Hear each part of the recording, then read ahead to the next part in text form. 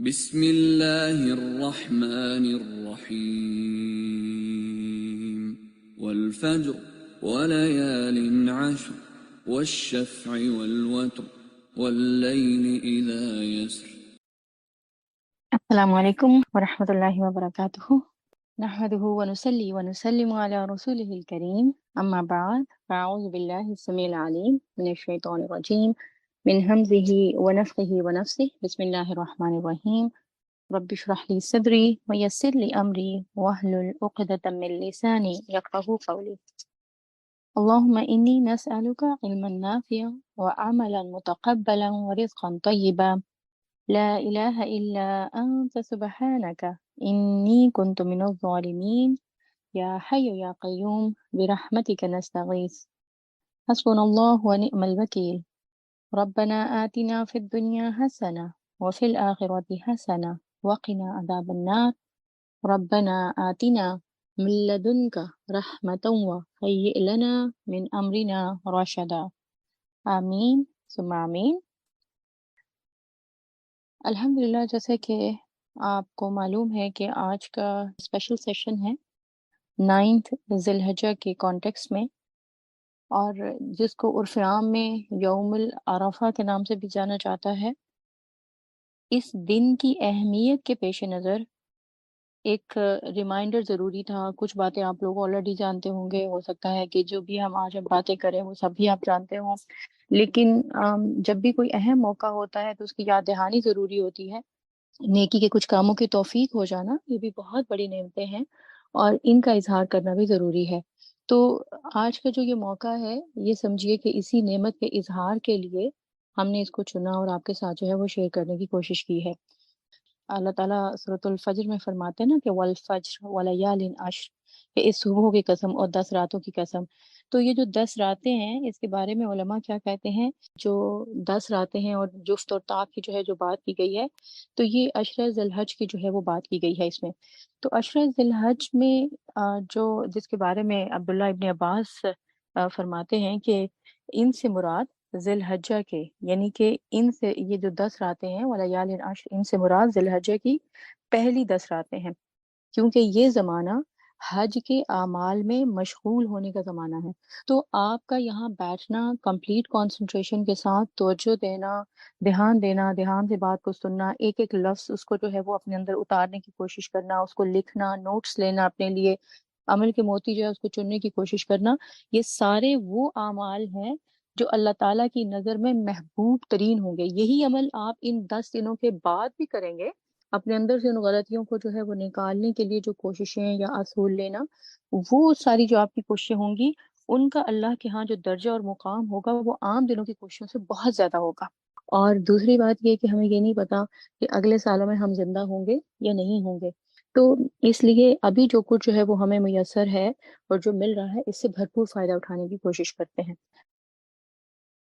تو یہ جو حرمتیں ہیں، اس میں کیا شامل ہے؟ جگہ ہی نہیں بلکہ وقت بھی۔ اور ذی الحجہ کا یہ جو ٹائم ہے، یہ نہ صرف ان لوگوں کے لیے جو کہ حج کرنے کے لیے وہاں جا چکے ہیں، پہنچ چکے ہیں، ان کے لیے امپورٹنٹ ہے، بلکہ اس کے ساتھ ساتھ ان لوگوں کے لیے بھی امپورٹنٹ ہے جو کہ حج کرنے نہیں گئے ہیں اور غیر حاجی ہیں، لیکن ایمان کی دولت جو ہے وہ ان کے دلوں میں ہے۔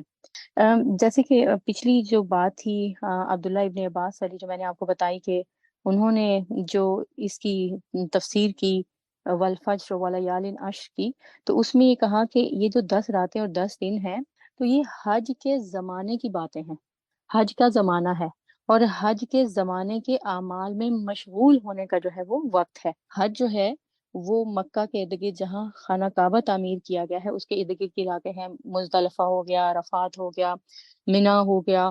تو یہاں پر جو ہے ریچولز کو مختلف ٹائم میں اور مختلف اوقات میں جو ہے وہ ادا کرنا ہے۔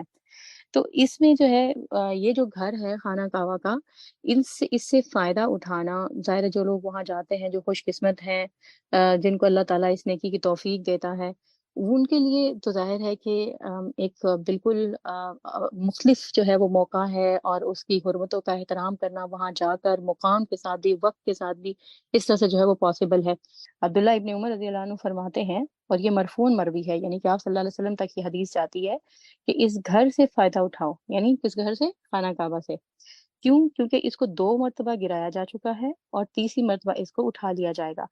اس گھر سے اس وقت تک جب تک کہ اللہ تعالیٰ انسان کو اس دنیا میں رکھے، اس زندگی میں رکھے، اس سے جو ہے وہ فائدہ اٹھانا ضروری ہے۔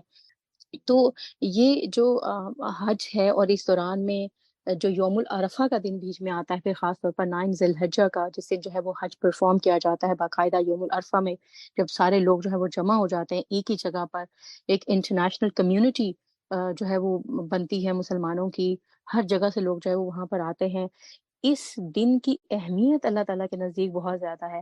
حضرت عائشہ رضی اللہ عنہ سے مروی ہے ایک حدیث کہ رسول اللہ صلی اللہ علیہ وسلم نے فرمایا کہ یوم العرفہ کے علاوہ ایسا کوئی دن نہیں ہے جس میں اللہ تعالیٰ بندوں کی بڑی تعداد کو جہنم سے آزاد کرتا ہو۔ یعنی اس دن کی اہمیت اتنی زیادہ ہے کہ اللہ تعالیٰ بندوں کو جو ہے کثیر تعداد میں آزاد کرتے ہیں جہنم سے۔ تو یہ جہنم سے جو ہے وہ براز کا دن بھی ہے، پھر اس لحاظ سے جو ہے وہ کہا جائے تو اللہ تعالیٰ جو ہے وہ قریب ہوتا ہے۔ کہاں قریب ہوتا ہے؟ جیسے کہ ایک حدیث میں آتا ہے نا کہ اللہ تعالیٰ عین دوپہر کے وقت میں آسمان دنیا پر تشریف لاتے ہیں، جیسا کہ اللہ تعالیٰ کب تشریف لاتے ہیں؟ جب کہ تہجد کا وقت ہوتا ہے تو اس وقت بھی آسمان دنیا پر تشریف لاتے ہیں۔ پھر اللہ تعالیٰ فرشتوں پر فخر کرتا ہے اور پھر فرماتا ہے یہ جو لوگ یہاں جمع ہوئے ہیں، گد آلود ہیں، تو یہ کیا چاہتے ہیں مجھ سے؟ تو فرشتے جو ہیں وہ اس کے جواب میں اللہ تعالیٰ کو بتاتے ہیں کہ یہ آپ سے آپ کی رحمت کے طلبگار ہیں۔ تو اللہ تعالیٰ کہتے ہیں کہ اچھا پھر گواہ رہو کہ میں نے ان سب کو بخش دیا۔ تو فرشتوں کو گواہ بنا کر اللہ تعالیٰ جو ہے وہ جو اللہ کے لیے خالصتاً حج کرتا ہے، یوم عرفہ میں جو ہے عرفات کے میدان میں پہنچ جاتا ہے، سورج کے غروب ہونے سے پہلے پہلے اس کی بخشش جو ہے وہ کر دی جاتی ہے۔ اور یہی وہ دن ہے جس کو اللہ تعالیٰ پھر سورۃ البروج ہے 30 جو اس میں ایک نام سے پکارتے ہیں۔ یہاں سے یہ سورت شروع ہوتی ہے سورۃ البروج کہ والسماء ذات البروج، تو اس کی جو تیسرے نمبر کی جو آیت ہے وہ کیا ہے؟ وشاہد و مشہود، کہ شاہد و مشہود، دیکھنے والے کی اور دیکھی جانے والی چیز کی قسم۔ تو بعض نے تو اس کا اشارہ اصحاب الاخدود کے واقعے کی طرف کیا ہے، لیکن بعض نے اس کی تعویل جو ہے وہ کیا کی ہے، اس کی تفسیر کی ہے کہ یہ جو شاہد اور مشہود ہے، اس میں جو اللہ تعالیٰ نے قسم کھائی ہے شاہد کی، تو شاہد جو ہے یہ جمعہ کا دن ہے ایک حدیث کے مطابق، اور جو مشہود ہے یہ یوم العرفہ ہے، کیونکہ اس دن اللہ تعالیٰ گواہ بنا کر فرشتوں کو سارے بہت سارے انسان کثرت کے ساتھ کثیر تعداد میں جو انسان ہیں ان کی بخشش کا اعلان کرتے ہیں۔ تو یہ جو ہے اس دن کی قسم کھانا، شاہد اور مشہود کی بات کرنا، شاہد جمعہ کا دن اور مشہود جو ہے وہ یوم العرفہ کا دن، تو اس سے پتہ چلتا ہے کہ ان دنوں کی اللہ تعالیٰ کے نزدیک اہمیت کیا ہے۔ تو گویا میدان عرفات قبولیت دعا کی بہترین جگہ ہے اور یوم العرفہ قبولیت دعا کا بہترین دن ہے۔ لیکن اللہ تعالیٰ کی رحمت یہ ہے کہ اللہ تعالیٰ نے جو غیر حاجی ہیں، جو حج پر نہیں جا سکے، جو اس ٹائم سے، وقت سے، یا یہ کہ وہ استطاعت نہیں رکھتے تھے جسمانی طور پر، ذہنی طور پر، وہاں جانے کے قابل نہیں تھے کسی بیماری کی وجہ سے، یا پھر یہ کہ کسی مجبوری کی وجہ سے، وسائل میں کمی ہونے کے باعث جو وہاں نہیں پہنچ سکے، ان کو بھی جو ہے وہ اس سعادت سے محروم نہیں کیا۔ اور اوور آل سب کے لیے جو ہے وہ پھر کیا فرما دیا کہ یہ جو عشرہ ذی الحج ہے، جیسے کہ حدیث میں آ رہا ہے نا، آپ صلی اللہ علیہ وسلم نے ارشاد فرمایا کہ ان دنوں یعنی عشرہ ذی الحج میں کیا گیا نیک عمل اللہ تعالیٰ کو تمام دنوں کے اعمال سے زیادہ افضل ہے، یعنی زیادہ محبوب ہے۔ بعض دوسری حدیث میں اس کے الفاظ آئے ہیں۔ تو صحابہ نے عرض کیا کہ اے اللہ کے رسول، کیا اللہ کی راہ میں جہاد بھی نہیں؟ یعنی کہ اگر عام دنوں میں کوئی شخص اللہ کی راہ میں جہاد کرے تو کیا وہ اور اس کا وہ جو کیا جانے والا عمل ہے وہ بھی ان 10 دنوں کے عمل کا مقابلہ نہیں کر سکتا؟ تو اللہ کے نبی صلی اللہ علیہ وسلم نے ارشاد فرمایا، ہاں جہاد بھی نہیں، سوائے اس شخص کے جو اپنی جان و مال خطرے میں ڈال کر نکلا، یعنی جان بھی لے کر نکلا، مال کے ساتھ، مال بھی ساتھ لیا اس نے، اللہ کی راہ میں جہاد کے لیے نکلا، اور پھر واپس آیا تو کچھ بھی نہ لایا، یعنی کہ سب کچھ اللہ کی راہ میں قربان کر دیا، مال بھی، جان بھی، سب کچھ جو ہے وہ چلا گیا، تو صرف اس کا عمل ہے، یعنی جو شہید ہو گیا، ہاں اس کا عمل جو ہے وہ پھر وہ فوقیت جو ہے وہ لے جائے گا، یعنی عام دنوں میں بھی اگر کوئی ایسا عمل کرے گا۔ لیکن وہ جو پیچھے رہ جانے والے ہیں اور دنیا کے مختلف علاقوں میں ہیں، مختلف گھروں میں، مختلف رنگ و نسل اور کسی بھی جو ہے وہ جگہ پر ہیں، اور وہ نیک اعمال کر رہے ہیں، تو ان کو بھی اللہ تعالیٰ جو ہے وہ ان دنوں کی برکت سے، ان دنوں کی فضیلت سے جو ہے وہ محروم نہیں رکھے گا۔ اور وہ جو بھی نیک عمل کریں گے، چھوٹے سے چھوٹا نیکی کا عمل بھی جو ہے اس دوران میں جو کیا گیا ہوگا، وہ اللہ تعالیٰ کو عام دنوں میں کیے گئے نیکی کے عمل سے زیادہ محبوب ہے اور زیادہ جو ہے وہ افضل ہے۔ تو پھر ان دنوں سے فائدہ نہ اٹھانا بدبختی کی علامت ہی ہے۔ یعنی نبی صلی اللہ علیہ وسلم نے اپنے عمل سے ہمیں یوم العرفہ کے دن اور ان 10 دنوں میں پھر کون کون سے نیکی کے عمل کرنے ہیں، ان کی ہمیں جو ہے تعلیم دی ہے۔ نبی صلی اللہ علیہ وسلم نے ارشاد فرمایا کہ بہترین دعا عرفہ کے دن کی دعا ہے۔ جیسے ہم نے پیچھے بات کی نا کہ بہترین جو ہے وہ دعا کی قبولیت کا وقت کیا ہے؟ عرفہ کا دن ہے۔ دعا، بہترین دعا جو اس وقت میں اور اس دوران میں جو ہے وہ مانگی جائے، جو وہاں موجود ہوں عرفات کے میدان میں یوم العرفہ کے دن 9 ذی الحجہ کے دن، وہ بھی یہی مانگے، اور جو آؤٹ سائڈرز ہیں وہاں نہیں پہنچے تو وہ بھی یہی مانگے۔ اور وہ کیا ہے؟ اور آپ صلی اللہ علیہ وسلم نے ارشاد فرمایا کہ بہترین دعا یوم عرفہ کے دن کی دعا ہے، اور بہترین کلمات جو میں نے کہے اور جو مجھ سے پہلے انبیاء علیہ السلام نے کہے، یا آپ صلی اللہ علیہ وسلم سے پہلے بھی جنہوں نے اس گھر کا حج کیا انہوں نے بھی کہے، اور وہ کیا ہے کہ لا الہ الا اللہ وحدہ لا شریک لہ لہ الملک ولہ الحمد وہو علی کل شیء قدیر۔ اور یہ وہ الفاظ ہیں جو کہ ہم جن کو چوتھے کلمے کے نام سے جو ہے وہ جانتے ہیں۔ کچھ الفاظ کا اضافہ زیادہ ہے جو کہ لانگر ورژن ہے اس کا، لیکن جو شارٹر ورژن ہے وہ یہی ہے جو کہ آپ کے سامنے ہے۔ اور اس کا جو ہے وہ مطلب کیا ہے؟ اللہ کے سوا کوئی معبود نہیں ہے، اور پھر اس کے بعد کیا کہ وحدہ لا شریک ہو، تنہا ہے وہ اور اس کا کوئی شریک نہیں ہے۔ پھر اسی بات کی جو ہے وہ ریپیٹیشن۔ تو مطلب جو ہے وہ کیا ہے کہ اس دن میں، یوم العرفہ کے دن میں کرنا کیا ہے؟ بار بار اللہ تعالیٰ کی وحدانیت کا اقرار کرنا اور ہر قسم کے شرک سے اپنے آپ کو جو ہے وہ بری و ذمہ ٹھہرانا۔ میں کسی چیز کو اللہ کا شریک نہیں ٹھہراتی، نہ اپنے نفس کو، نہ اپنی جان کو، نہ اپنے مال کو، نہ اپنے گھر کو۔ جو کچھ بھی ہے میرا، وہ اور اس کی اہمیت اللہ کی ذات، اللہ تعالیٰ کے کہے ہوئے فرامین کی ہے، کلمات کی ہے اور احکامات کی ہے۔ باقی سب چیزیں جو ہے وہ اس پر قربان کی جا سکتی ہیں۔ پھر اس کے بعد جو ہے وہ اگلی بات اس میں دیکھیں کیا ہے کہ وحدہ لا شریک لہ کے بعد لہ الملک، سارا ملک اسی کا ہے، ساری بادشاہی اسی کی ہے۔ اور پھر اس کے بعد جو ہے وہ کیا؟ وَلَهُ الْحَمْدُ، اور ساری تعریفیں اسی کے لیے، کسی کی تعریف نہیں، تعریف ہے تو صرف اور صرف کس کی ہے؟ اور وہ ہر چیز پر قدرت رکھنے والا ہے، وَهُوَ عَلَى كُلِّ شَيْءٍ قَدِيرٌ، اور وہ ہر چیز پر قدرت رکھنے والا ہے۔ اور آپ جانتے ہیں کہ یہ وہ کلمات ہیں کہ جن کے بعد اگر دعا کی جائے تو بھی جو ہے وہ دعا قبول ہوتی ہے۔ اس کو آپ دیکھیں کہ اللہ کے نبی صلی اللہ علیہ وسلم نے اس لیے کہ جو ہے وہ کیا کہا ہے؟ بہترین دعا۔ بہترین دعا کیا ہے؟ یہ کلمات۔ اور ان کلمات کے بعد اگر کوئی دعا کرے تو وہ بھی دعا قبول ہوتی ہے۔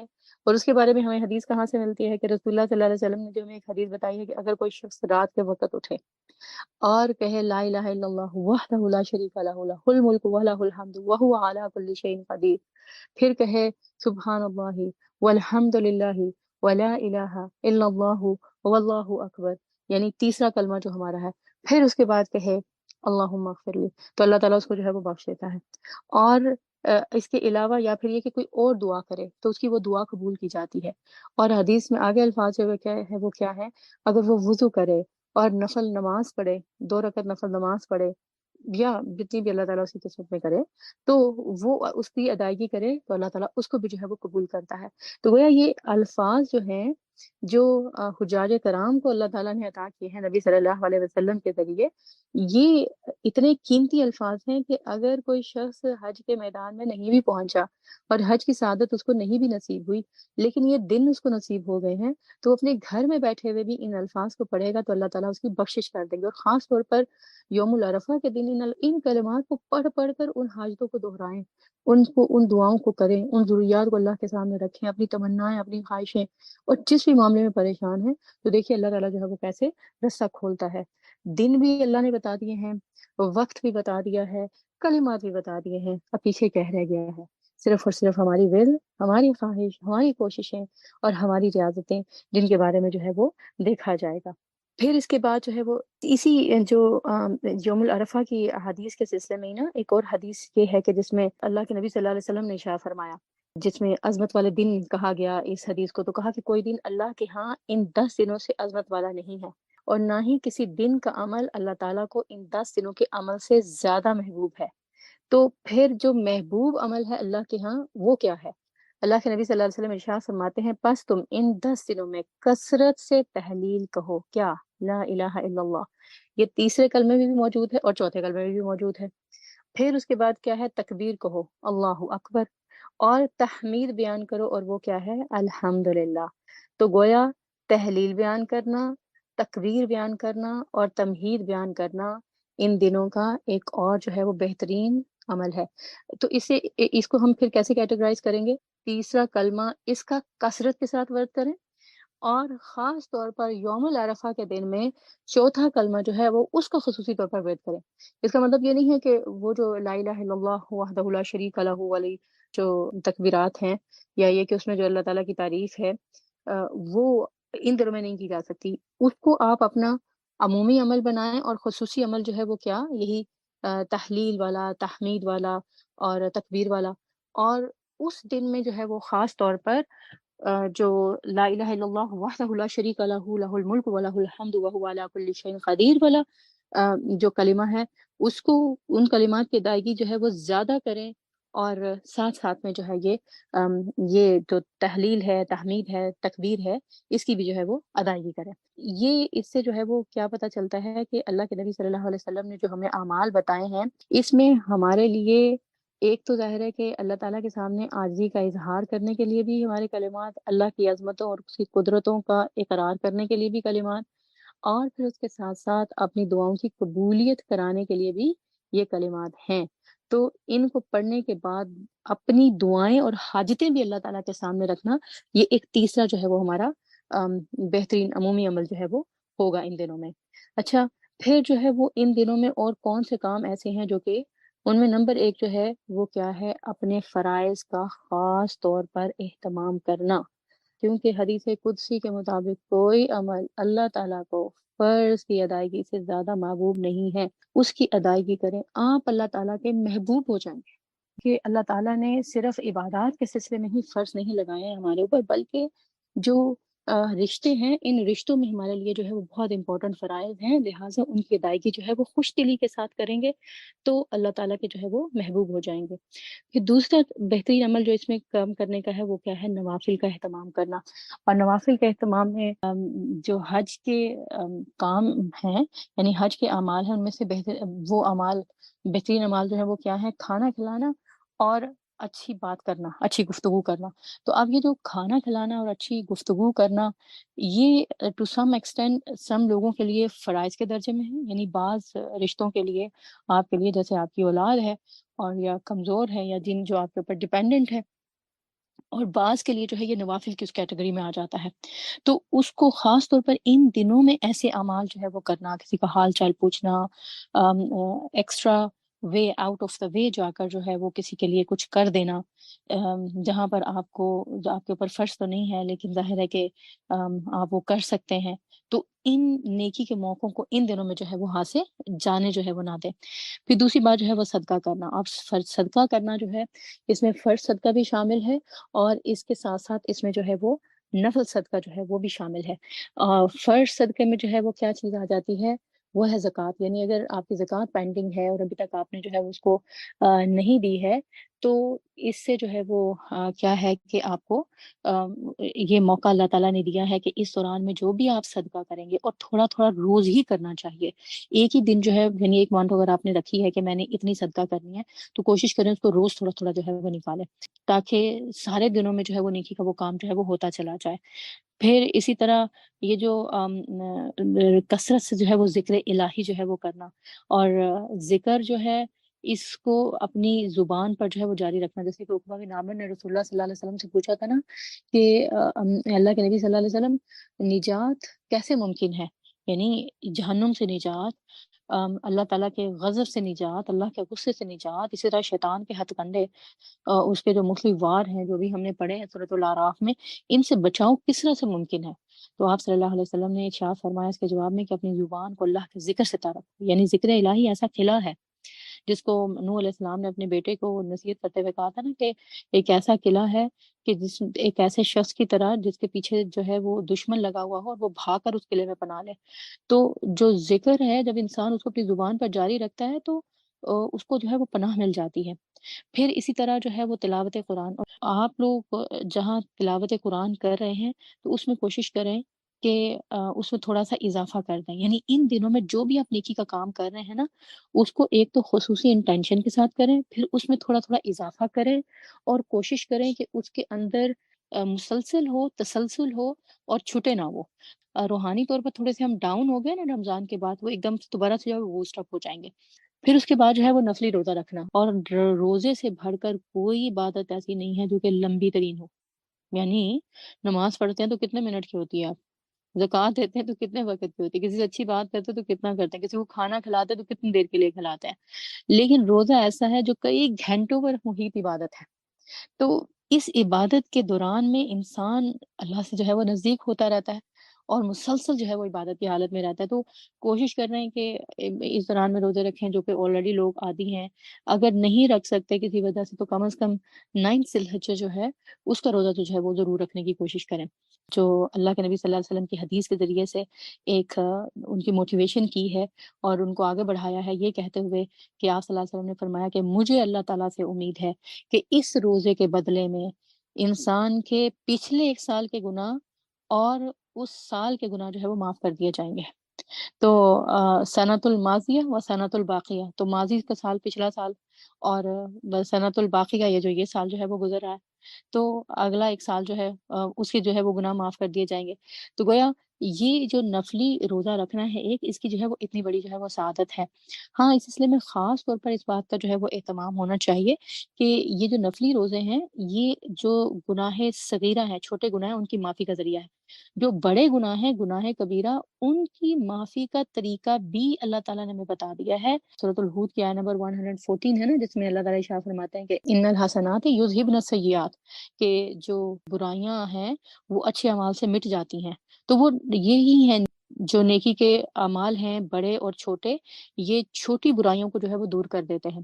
لیکن جو بڑی برائیاں ہیں، ان کو دور کرنے کے لیے جو عمل ہے وہ کیا ہے؟ توبہ استغفار، خاص طور پر ان گناہوں کے اوپر توبہ کرنا اور پھر اس کے اوپر اس کی اصلاح کرنا، تو اس سے وہ گناہ جو ہے وہ معاف ہوں گے۔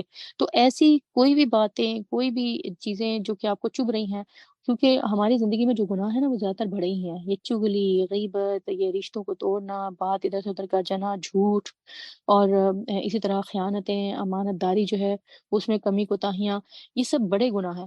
تو ان کو خاص طور پر ان کے اوپر توبہ استغفار کرنا اور ان کی اصلاح کی جو ہے وہ کوشش کرنا اور اس کے لیے دعائیں مانگنا، ان دنوں کا ایک اور جو ہے وہ بہترین عمل آپ کے لیے ہونا چاہیے، اور اسے آپ کو فائدہ اٹھانے کی کوشش کرنی چاہیے، کیونکہ ان دنوں میں دعا قبول ہوتی ہے، اور خاص طور پر یوم العرفہ کے دن کہ وہ قبولیت دعا کا بہترین جو ہے وہ موقع ہے۔ اسی طرح خدمت خلق، اب خدمت خلق کے اندر جو ہے وہ لوگوں کو جو ہے وہ ان کا حال چال پوچھنا، اعتماد داری کرنا، کسی کو ایکسٹرا جو ہے وہ فون کر لینا، کسی کو جو ہے وہ کوئی مدد جو ہے وہ اس کی کر دینا، یہ جو ہے یہ بہت ضروری ہے۔ اور خاص طور پر خدمت خلق میں ہماری خدمت کے سب سے بڑے حقدار جو ہیں وہ کون ہیں؟ وہ ہیں ہمارے ماں باپ۔ اور ماں باپ جو ہیں ان کے بارے میں اللہ کے نبی صلی اللہ علیہ وسلم نے کیا حدیث ارشاد فرمائی ہے کہ جو ماں باپ کو دیکھ لیتا ہے، کس رحمت نظر سے؟ خوش نظر سے، ماں باپ کی طرف رحمت کی نظر کرے اللہ کے نبی صلی اللہ علیہ وسلم کی حدیث کے مطابق، تو اللہ تعالیٰ اس کے لیے یعنی اس نظر کے بدلے میں حج مبرور یعنی مقبول حج کا ثواب لکھ دیتا ہے۔ تو آپ اس دوران میں یہ نیکی کا عمل کریں، اور پھر اس کے بعد جو ہے وہ ان کو، ماں باپ کو دیکھیں، اگر ماں باپ جو ہے وہ حیات نہیں ہیں تو ان کے لیے دعا کریں، تو آپ کا یہ عمل جو ہے وہ اللہ کے نزدیک بہت سارے اجر و ثواب کو جو ہے وہ سمیٹنے کا باعث بنے گا۔ تو صحابہ اکرام رضی اللہ عنہ نے عرض کیا کہ اگرچہ دن میں 100 مرتبہ نظر کرے، آپ صلی اللہ علیہ وسلم سے پوچھا کہ اگر ماں باپ حیات ہیں تو فرمایا ہاں، اللہ عز و جل سب سے بڑا ہے اور سب سے زیادہ جو ہے وہ طیب ہے، یعنی سب سے زیادہ جو ہے وہ پاک ہے، یعنی اللہ کو جو ہے وہ کسی چیز کی کمی نہیں ہے کہ 100 دفعہ تم دیکھو گے تو اللہ تعالیٰ 100 دفعہ تمہیں حج مبرور کا جو ہے وہ ثواب نہ دے۔ تو جن کے ماں باپ یہاں نہیں ہیں، آج تو ٹیکنالوجی نے اتنی ترقی کر لی ہے، تو ایٹ لیسٹ جو ہے وہ ویڈیو کال کے ذریعے ماں باپ کو جو ہے وہ دیکھ سکتے ہیں، خوش ہو سکتے ہیں۔ پھر صرف دیکھنا ہی اس سے مراد نہیں ہے، ان کی کوئی ضرورت ہے، ان کو خوش کرنے کے لیے کچھ بھی جو ہے وہ آپ دے سکتے ہیں، جو کر سکتے ہیں، جو کہ گناہ کے ضمن میں نہیں آتا، تو وہ سب کام کرنا بھی جو ہے وہ انسان کو اللہ تعالیٰ کے جو ہے وہ قریب کرے گا اور نیکی کے بہترین اعمال میں سے ہے۔ تو حج مبرور جو ہے یہ دراصل یہ کیا ہے؟ یہ انسان کو تمام گناہوں سے جو ہے وہ پاک کر دیتا ہے، ایسا جیسے کہ اللہ کے نبی صلی اللہ علیہ وسلم نے ارشاد فرمایا، جیسا کہ انسان جو ہے وہ اس دن پیدا ہوتا ہے۔ پھر ایک اور بہت امپورٹنٹ چیز ہے، وہ ہے قربانی کرنا۔ تو قربانی کرنے کا اہتمام جو ہے کب سے شروع ہو جانا چاہیے؟ ویسے تو ظاہر ہے جن لوگوں کو اس چیز کی فکر ہوتی ہے وہ سال کے آغاز سے ہی شروع کر دیتے ہیں۔ ابھی آج کی گزرتا ہے، قربانی گزرتی ہے، عید الاضحیٰ کا دن گزرتا ہے تو وہ اگلی قربانی کی فکر شروع کر دیتے ہیں۔ لیکن اگر نہیں ہے تو ایٹ لیسٹ جو ہے وہ اس سے پہلے یہ کوشش ضرور جو ہے وہ ہونی چاہیے۔ خواتین اس سلسلے میں پلی لے لیتی ہیں کہ ہمارے پاس کون سا اتنا پیسہ ہے اور یہ کہ ہم کون سا کام کرتے ہیں کہ ہم جو ہے وہ ہم قربانی دیں۔ تو اگر ان کے پاس بھی کچھ جمع ہے تو ان کو بھی یہ جو نیکی کا کام ہے اس میں ضرور جو ہے وہ حصہ ڈالنا چاہیے۔ تو پھر تھوڑی سی ایفرٹ کر کے اس قربانی کو کرنا، کیونکہ یہی وہ قربانی ہے جو کہ جس کے اوپر انسان حشر کے میدان میں اس کے اوپر سوار ہو کر جو ہے وہ پہنچے گا۔ تو بعض کی تو گردنوں پر جانور سوار ہوں گے نا، وہ جنہوں نے فرض زکوٰۃ کے سلسلے میں جو ہے وہ غفلت کی، تو جس کے بارے میں حدیث میں ارشاد ہوتا ہے، اور بعض جو ہے وہ سواریوں پر جو ہے وہ سوار ہوں گے۔ یہ کون ہوں گے؟ یہ جنہوں نے خالصتاً اللہ کے لیے جو ہے وہ قربانیاں کی۔ تو اس وقت ظاہر ہے کہ یہ کوئی جہاز نہیں ہوں گے، اسپیس شپ نہیں ہوگی، وہ کاریں نہیں ہوں گی کہ ہمیں جو ہے وہ قبر سے اٹھا کر سیدھی وہاں پر لے جائیں۔ اس وقت یہی جانور جن کی ہم قربانی دیں گے یہی جو ہے وہ ہمارے کام آئیں گے۔ تو لہٰذا خلوص دل کے ساتھ جو ہے وہ ان کی قربانی کرنا۔ پھر اس میں آپ یہ دیکھیں کہ ایام ذی الحجہ جو ہیں یہ پہلے 10 دن، اس دوران میں ایک کام آپ اور ضرور جو ہے وہ کرنے کی کوشش کریں۔ وہ کیا ہے کہ ہر روز اگر پاسبل نہیں تو ایٹ لیسٹ کسی ایک دن یا 9 ذی الحجہ کے دن آپ فجر کی نماز ادا کریں اور پھر اس کے بعد ذکر میں مشغول ہو جائیں، جیسے کہ حدیث کے الفاظ میں آیا ہے نا کہ جو لوگ جو فجر کی نماز ادا کرے اور پھر ذکر میں مشغول ہو جائے یہاں تک کہ سورج طلوع ہو جائے، اور پھر وہ اٹھ کر 2 رکعت نماز نفل ادا کرے، جس کو آپ اشراق کے جو ہے وہ نفل کہتے ہیں، تو اس کے لیے ایک حج اور ایک عمرہ کا ثواب لکھا جاتا ہے۔ ہم دوسروں سے نہ صرف یہ کہ عمل میں بلکہ اجر میں اور مرتبے میں بھی بہت آگے جو ہے وہ نکل سکتے ہیں۔ تو اس لیے فرائض کی ادائیگی، پھر نوافل کا اہتمام، اور اگر حج کی بگ اپرچونٹی سے وہاں جا کر فائدہ نہیں اٹھایا ہے تو ایٹ لیسٹ یہاں پر حج مقبول کے جتنے بھی جو مواقع ہیں ان کو ہاتھ سے جو ہے وہ جانے نہ دیں۔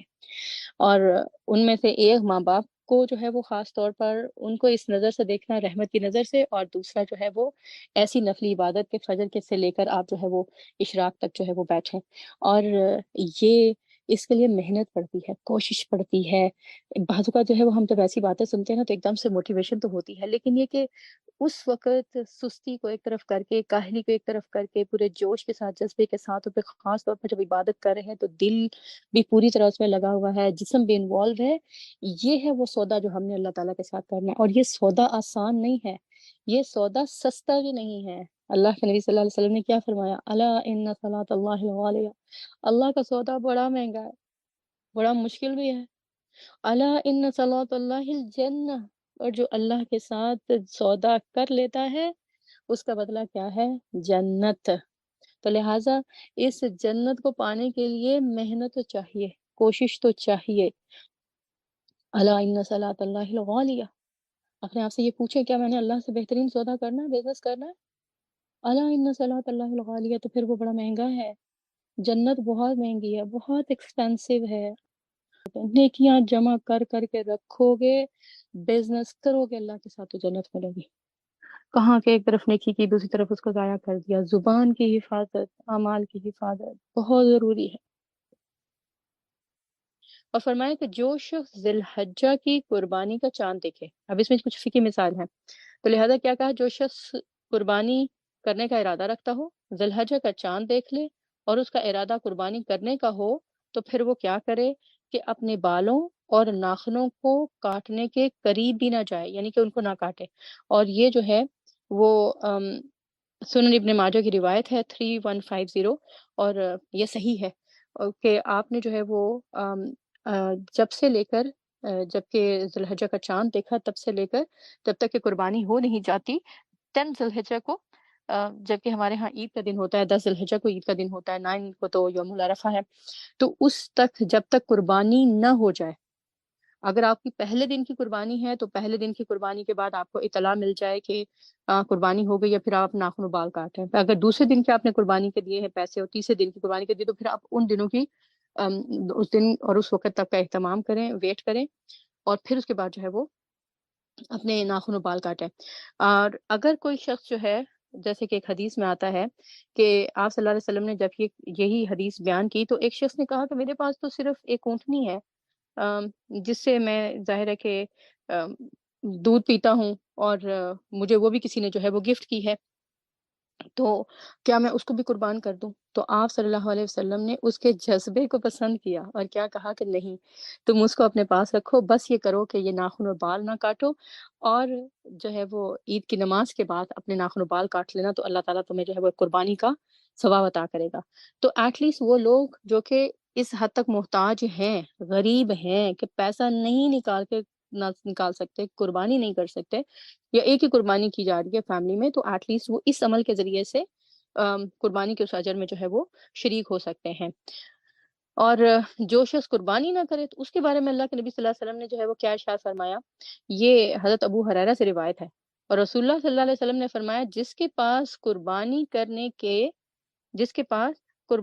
کی استطاعت ہو اور وہ قربانی نہ کرے، تو اسے چاہیے کہ وہ ہماری عیدگاہ کے قریب بھی نہ آئے. کیوں نہ آئے؟ کیونکہ ظاہر ہے عیدگاہ جو ہے وہ تو مسلمانوں کے لیے نماز کی ادائیگی کے لیے ہوتی ہے نا، نہ کہ غیر مسلموں کے لیے کہ وہ اس کی جو ہے وہ نماز کی ادائیگی کرے.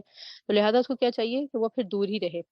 تو اس سے کیا پتہ چلتا ہے ان فقہی مسائل میں کہ جہاں ہم نے اس بات کا اہتمام کرنا ہے کہ قربانی، تو وہاں قربانی کے ساتھ جو دوسرا پروٹوکول ہے کہ ناخنوں بالوں کی حفاظت، اس کا بھی اہتمام کرنا ہے. لیکن یہ یاد رکھیں یہ فرائض کے ضمن میں نہیں ہے. یہ نہیں کہ کوئی ایسا بال ٹوٹ گیا، ناخن ٹوٹ گیا تو آپ کہیں کہ اب اس کا دم دینا ہے مجھے، نہیں، وہ اگر ٹوٹ گیا تو یہ چونکہ نوافل کے ضمن میں ہے تو لہٰذا اس کے اوپر کوئی دم نہیں ہے، اور کوئی جو ہے وہ ایسا صدقہ جو ہے وہ واجب نہیں ہے. اچھا، اس سلسلے میں ایک اور بات جو ہے بڑی امپورٹنٹ ہے کہ آپ صلی اللہ علیہ وسلم کے دور میں قربانی کیسے ہوتی تھی اور لوگ کیا کرتے تھے. حضرت عطا بن یسار جو ہے وہ رحم اللہ روایت کرتے ہیں کہ انہوں نے فرمایا کہ میں نے حضرت ابو ایوب انصاری رضی اللہ عنہ سے سوال کیا. اب یہ جو عطا ہیں یہ کون ہے؟ یہ تابعی ہیں، انہوں نے ایک صحابی کی صحبت کی ہے. انہوں نے اس سے سوال کیا کہ رسول اللہ صلی اللہ علیہ وسلم کے زمانے مبارک میں تم لوگوں میں قربانیاں کس طرح سے ہوتی تھی. اب تابعی جو ہیں وہ دیکھیں وہ کیا پوچھ رہے ہیں، آپ کے یہاں قربانی کیسے ہوتی تھی. انہوں نے پوچھا سنت طریقہ کہ آپ کے دور میں کیسے قربانیاں ہوتی تھی اور کیسے جو ہے وہ لوگ قربانی کر کے کھاتے پیتے تھے. انہوں نے فرمایا کہ نبی صلی اللہ علیہ وسلم کے زمانے مبارک میں آدمی اپنی طرف سے اور اپنے گھر والوں کی طرف سے ایک بکری کی قربانی کر دیا کرتا تھا، کیونکہ اس دور میں لوگ غریب تھے، امیر نہیں تھے. تو لہٰذا آج بھی جو قرباء ہیں اور جو فقراء ہیں جو اس قابل نہیں ہیں، سفید پوش ہیں اور وہ نہیں کر سکتے، تو ایک قربانی پورے گھر کو جو ہے وہ کفایت کر جائے گی. لیکن جس میں ہر ایک کے پاس قابل ہے کوئی، کہ اس کے پاس بے شک کچھ سونا ہی پڑا ہوا ہے، کچھ ایسی چیز ہے کہ جس کو دے کے قربانی کر سکتا ہے، کوئی پیسہ جمع ہے، تو اس کو جو ہے وہ قربانی کرنا چاہیے. انہوں نے شاہ فرمایا کہ اس میں سے پھر یعنی اس قربانی کے گوشت میں سے وہ خود بھی کھاتے تھے اور دوسروں کو بھی کھلاتے تھے. بعد میں لوگ فخر کے طور پر زیادہ جانور جو ہے وہ ذبح کرنے لگے، تو اس کی وجہ سے کیا ہوا، وہ حال ہو گیا جو آپ آج کل دیکھ رہے ہیں. تو اس سے کیا پتہ چلتا ہے کہ قربانی کے جانور کو ذبح کرنے کے لیے اور اس کی قربانی کے قبول ہونے کے لیے جو خالصتاً اللہ کے لیے ہونا ہے یہ بہت ضروری ہے. اور اگر اس میں ریاکاری شامل ہو جائے گی تو اس کا حال ویسے ہی زیادہ ہو جائے گا کہ لوگ بہت ساری قربانیاں جو ہیں وہ تو دیتے ہیں، بہت ساری قربانیوں کا اہتمام تو کرتے ہیں، لیکن اس سے وہ فائدہ نہیں اٹھا سکتے جو کہ قربانی کا ایک جانور بھی خلوص نیت سے کرنے والا اٹھا پاتا ہے. اور یہ جو ہے وہ سنن ابن ماجہ کی روایت ہے، 3147 اس کا جو ہے وہ نمبر ہے. اب یہ جو خاص طور پر جو دن ہے عید کے، اس کے بارے میں جو ہے وہ کیا اہتمام کرنا ہے، کیا جو ہے وہ ضروری ہے. مصنف ابن ابی شیبہ میں علی رضی اللہ عنہ سے متعلق ایک روایت ہے 5631، جس کے مطابق آپ رضی اللہ عنہ 9 ذی الحجہ کی فجر سے لے کر 13 ذی الحجہ کی عصر تک ان تکبیرات کو بلند کرتے تھے. تو اس کا مطلب یہ ہے کہ 9 ذی الحجہ کی فجر سے لے کے 13 ذی الحجہ کی عصر تک ہمارے لیے بھی ان تکبیرات کو پڑھنا مسنون ہے۔ اور اس میں جو ہے وہ خاص طور پر ایک اور فرق جو ہے وہ یہ ہے کہ عید الفطر کی تکبیر جو ہے وہ اونچی آواز میں نہیں کی جاتی، وہ نیچی آواز میں کہی جاتی ہے۔ اور عید الاضحیٰ کی جو تکبیرات ہیں، جب آپ نماز کے لیے جائیں تو ان کو تھوڑی سی اونچی آواز میں کہیں۔ خواتین تو ظاہر ہے کہ اس میں اس کا اتنا ان کو اہتمام کرنے کی ضرورت نہیں ہے، لیکن پھر بھی جب وہ گھر میں ہیں تو اونچی آواز میں تھوڑا سا پڑھیں، اسی اونچی آواز میں لگا بھی لیں، تو یہ جو ہے وہ اچھا ایک جو ہے وہ عمل ہے اور سنت کے مطابق ہے۔ اور مرد جو ہیں ان کو خاص طور پر جو ہے وہ اس کا اہتمام جو ہے وہ زیادہ کرنا ہے۔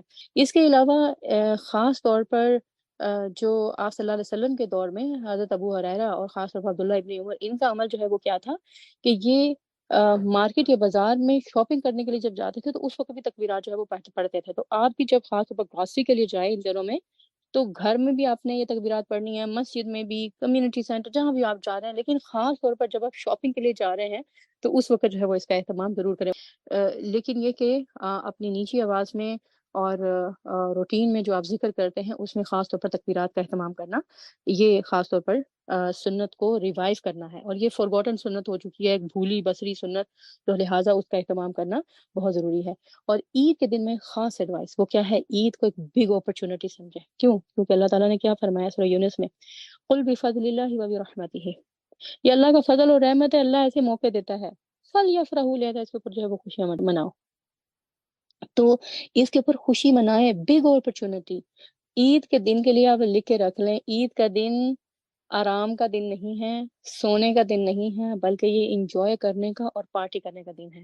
خود بھی انجوائے کریں، پارٹی کریں، کرائیں، تاکہ اس دن کی اہمیت اور اس کی خوشی جو ہے وہ آپ کے دلوں میں بھی اترے، آپ کے ارد گرد والوں کے دلوں میں بھی اترے، اور اس کا اہتمام جو ہے وہ ہم کر سکیں، نہ کہ اس کو ایک بورنگ ڈے جو ہے وہ بنائیں اور بنا کر دوسروں کے سامنے جو ہے وہ پیش کریں۔ کس کے نام پر؟ تقویٰ کے نام پر۔ نہیں، تقویٰ اس چیز کا نام نہیں ہے۔ تقویٰ کیا ہے؟ اس دن کو خوشی کے ساتھ سیلیبریٹ کریں۔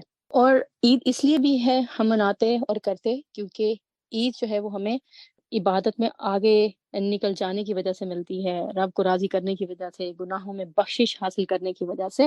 تو اللہ تعالیٰ ہمیں یہ ساری توفیق گناہوں سے بخشش کی بھی، دعاؤں کے اللہ کی جناب میں پیش کرنے کی بھی، اللہ کو راضی کرنے کی بھی، اللہ کے لیے عبادت کرنے کی بھی، خلوص نیت کی بھی جو ہے وہ ہمیں توفیق عطا فرمائے، اور اس کے بعد عید کی خوشی بھی جو ہے وہ ہمیں نصیب کرے۔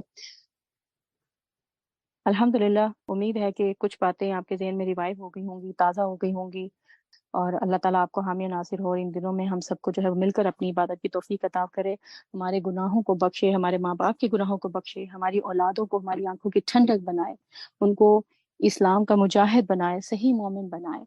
ربنا تقبل منا انک انت السمیع العلیم وتب علینا انک انت التواب الرحیم، سبحانک اللہم وبحمدک، اشہد ان لا الہ الا انت، استغفرک واتوب الیک۔ السلام علیکم ورحمۃ اللہ وبرکاتہ۔